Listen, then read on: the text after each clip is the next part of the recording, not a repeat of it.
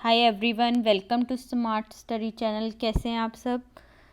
Friends, आज हम बात करेंगे MHI 3 हिस्टोरियोग्राफी, जो MA हिस्ट्री इग्नू का सेकेंड ईयर का कोर्स है, उसके लिए कौन से आपको टॉपिक्स जो हैं प्रिपेयर करने चाहिए फॉर द अपकमिंग एग्ज़ाम। ठीक है, जो आपका अपकमिंग एग्ज़ाम है, अभी जून के एग्ज़ाम्स जो अभी आपके होंगे, तो उसके लिए हम बात करेंगे MHI 3 के लिए आपको कौन से टॉपिक्स प्रिपेयर करने चाहिए।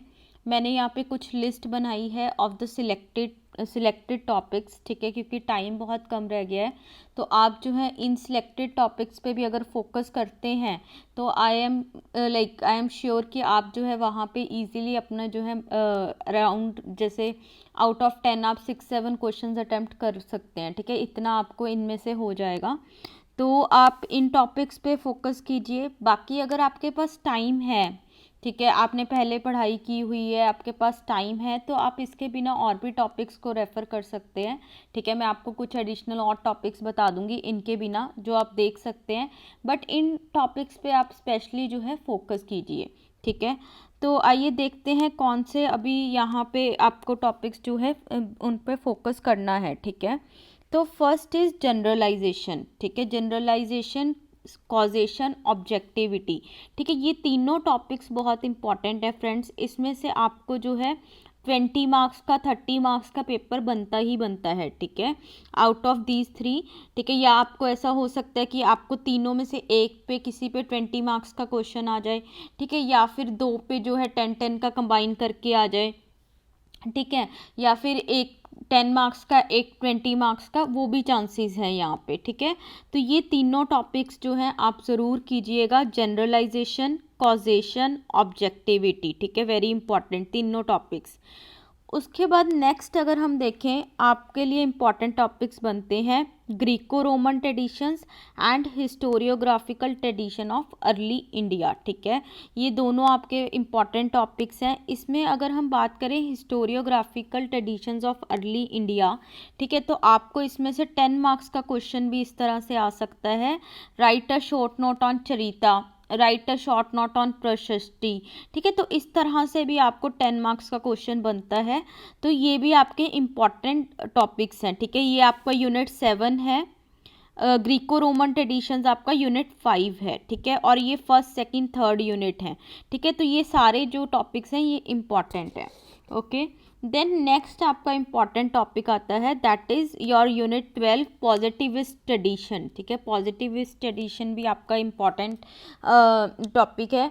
अब देखिए, अगर तो आपके पास टाइम है तो आप ये सारा जो है पूरा टॉपिक प्रिपेयर कर सकते हैं। इसमें आपको जो है पॉजिटिविस्ट फिलॉसफी का एक ट्रेडिशन मिलेगा। ठीक है, उसके बाद रैंकियन ट्रेडिशन मिलेगा, एम्पेरिकल ट्रेडिशन मिलेगा। ठीक है, तो अगर तो आपके पास टाइम है तो आप तीनों को कवर कीजिए, अदरवाइज आप अगर नहीं ही टाइम ज़्यादा, ठीक है, तो आप जो है रैंकियन ट्रेडिशन पे फोकस कीजिए। ठीक है, फोकस आपका रैंकियन ट्रेडिशन पे होना चाहिए। ठीक है, देन नेक्स्ट कम्स आपका यूनिट 11 इंपॉर्टेंट है। यूनिट 11 में आपको किसी पे भी इन पे शॉर्ट नोट आ सकता है, oral history, micro history, local history. ठीक है, ज़्यादा चांसेस हैं ओरल एंड माइक्रो के। ठीक है, लोकल आप अभी स्किप कर सकते हैं।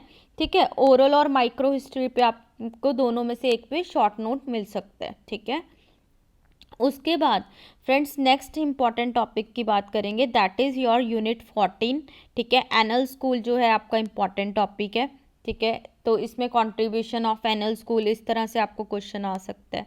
ठीक है, then next comes post modernist school. ठीक है, पोस्ट मॉडर्निस्ट अगर आपके पास टाइम है फ्रेंड्स, तो पोस्ट मॉडर्निस्ट को आप जो है फोकस कीजिए। ठीक है, अगर आपके पास टाइम है तो पोस्ट मॉडर्निस्ट आपको रिवाइज करना है, अदरवाइज आप स्किप कर सकते हैं अगर टाइम कम है। ठीक है, मीन्स आपका अभी प्रेपरेशन बाकी है, तो पोस्ट मॉडर्निस्ट को आप स्किप कर सकते हैं। ठीक है, देन कम्स, ये बहुत इंपॉर्टेंट टॉपिक्स हैं अभी, Cambridge school, subaltern historiography, people from below. ठीक है, उसके बाद आप देखेंगे क्लोनियल हिस्टोरियोग्राफी, नेशनलिस्ट हिस्टोरियोग्राफी। ठीक है, ये आपके कुछ जो है इम्पॉर्टेंट टॉपिक्स हैं, ये कुछ आपके इम्पॉर्टेंट टॉपिक्स हैं, ये आप ज़रूर मतलब कीजिए।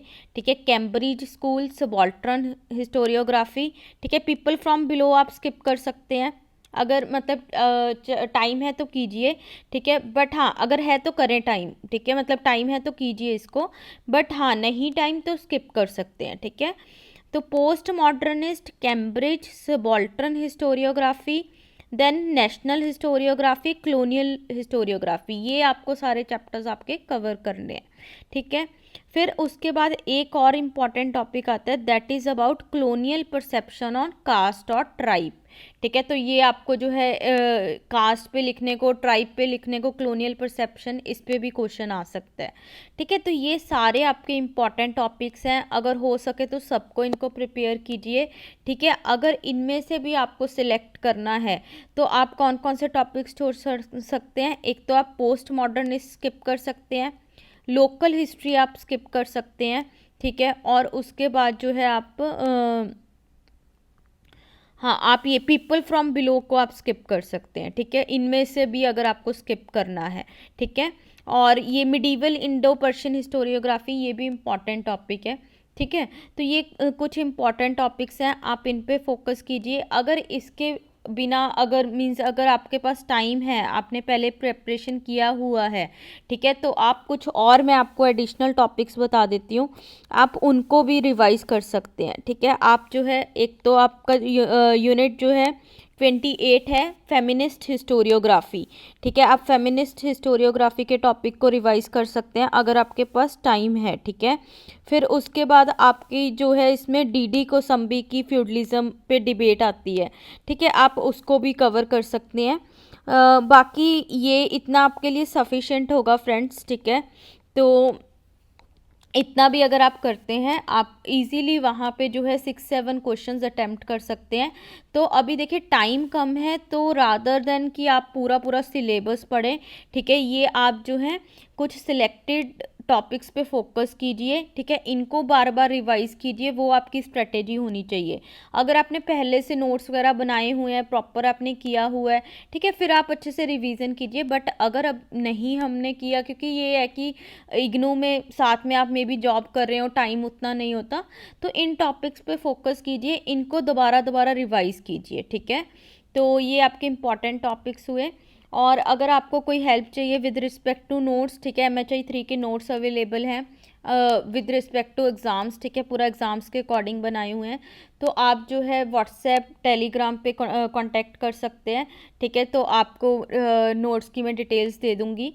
तो इसी के साथ गाइज आज का जो है हम वीडियो ख़त्म करते हैं, ठीक है, और मिलते हैं नेक्स्ट वीडियो में। टिल देन अच्छे से पढ़ाई कीजिए। Bye bye guys.